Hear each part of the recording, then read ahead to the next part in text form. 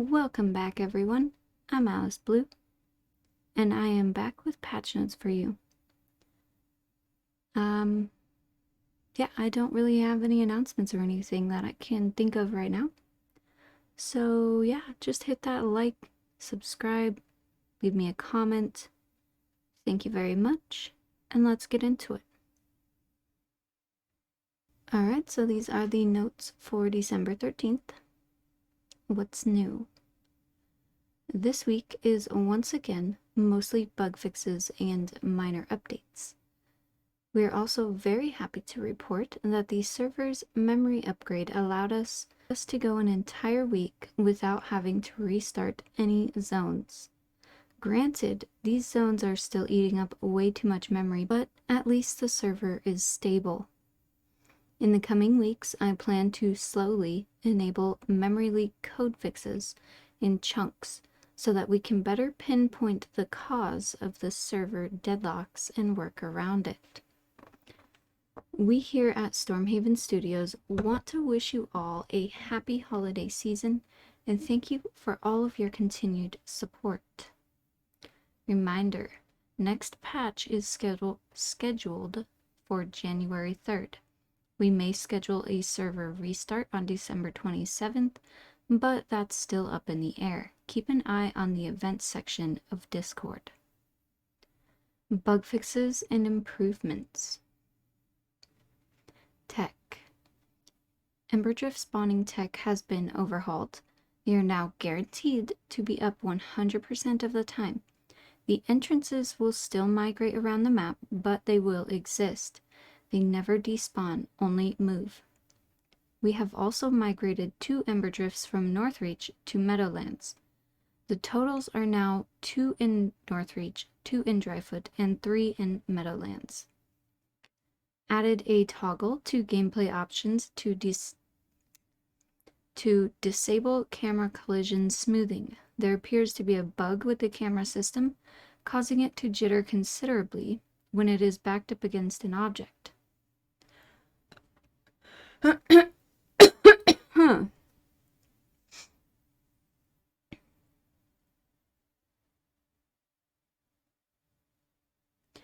enabling this toggle, the camera will no longer smoothly zoom in and out when encountering a transition, but instantly snap.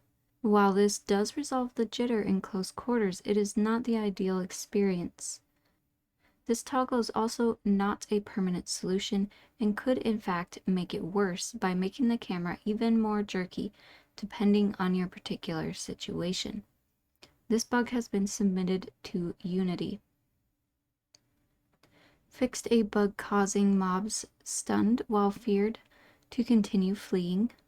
Fixed target acquisition bug with guards targeting some NPCs that they were set to ignore. Fixed AoE targeting to be more reliable. This is most noticeable with the ability Halt. Environment and art.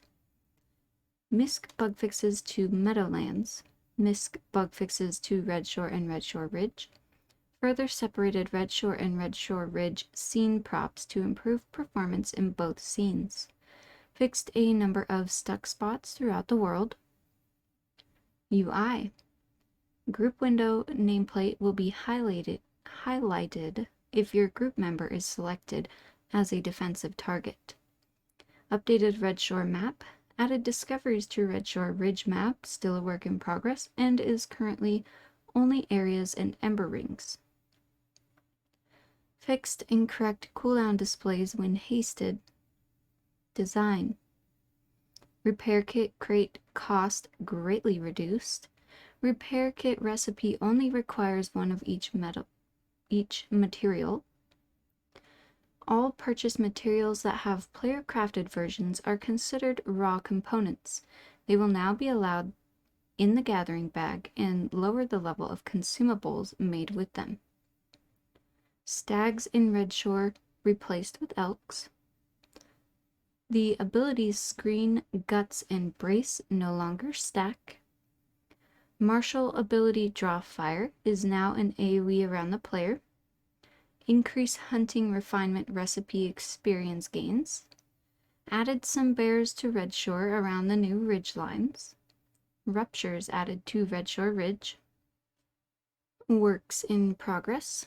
To see a full list of what is currently in progress, head on over to the thread, which we went over the thread 2 weeks ago, I believe.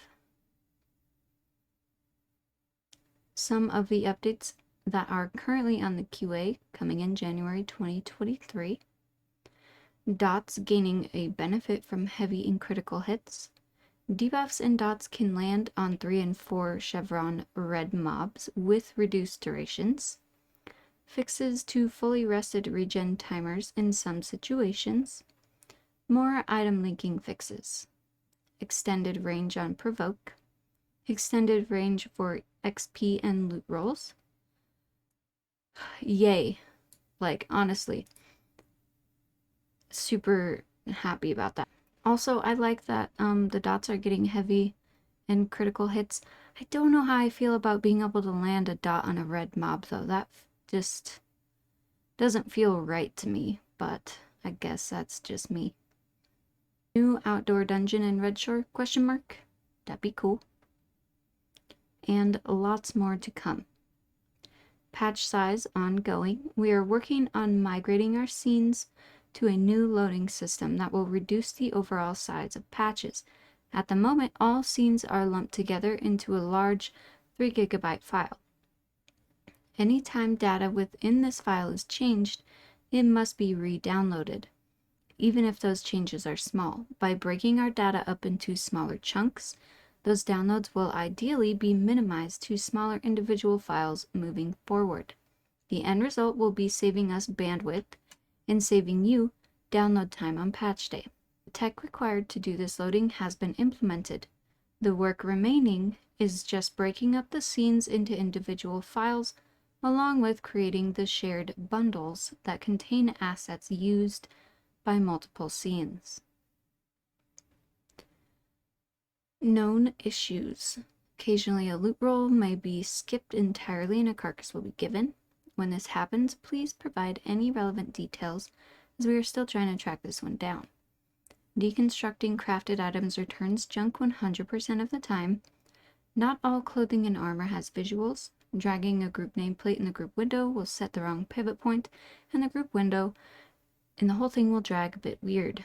Typing chat text may occasionally become invisible. Unfocus your chat window, and trying again a few times typically resolves this.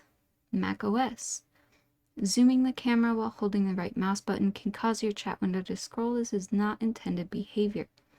At some camera angles, the sun may go dark. This should not happen frequently, but it is readily reproducible at some locations. Investigating a fix.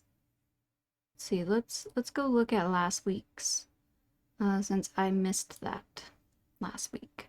Although before we get into last week's, my good friend Cypher Vision filled in for me last week since I was unable to make the video. And you should definitely go watch it, because we're just going to skim these real quick and see if there's anything real important that we missed. But the video is hilarious. He's impersonating me, and it's a gem. Just go check it out. So last week they announced this. This month will also bring some much needed R&R to the team.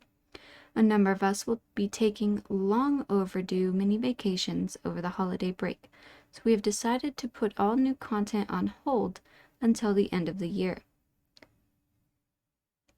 The next patch, December 13th, this week's patch, will be the last patch for the month, barring any issues that crop up.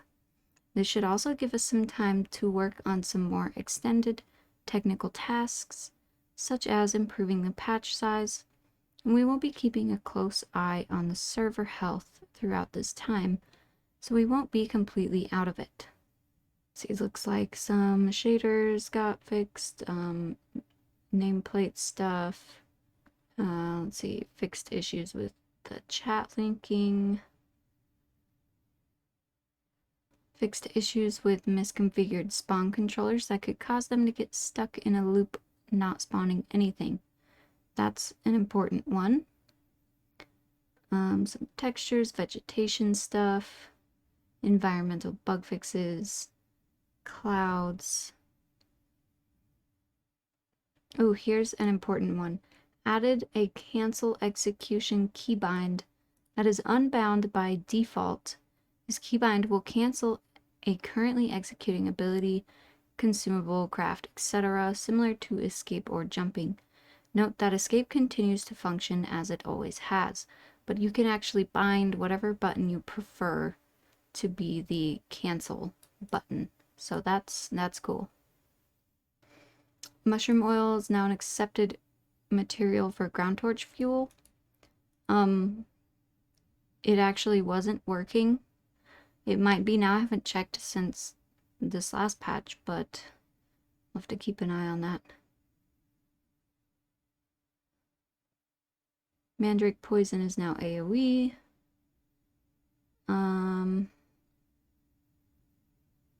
Fixed issues with NPC global cooldowns being too slow. This reduces the gap between auto attacks and abilities for NCPs, which should give them more appropriate DPS levels. Level 35 to 50 recipes have been added. Increase the range of Juggernaut Roar. That is, I am very happy about that one. That is awesome. Amazing. Let's see here.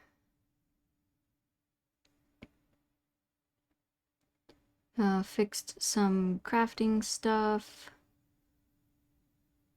Let's see. Corrected stats on Spear Tip Dagger. Updated Patrack loot tables for higher level spawns. Aligned the Spider Silk drop level with mob level. Okay, that's great. Hollow updates. We've done a poor job up until this point that emphasizing that hollows are your respawn points and not ember rings. To drive that point home, all ruined hollows throughout the game have been replaced with more thematically appropriate hut and tree root models with lanterns that are derived from the larger tower-like hollow. The important thing to remember is that only places with these structures are valid respawn points, not ember rings. Which I'm sure you have seen them. They look pretty cool, actually. I really like them. Little hut thing. Alright guys, that's it for this week. Thank you so much for watching. And yeah, see you next week.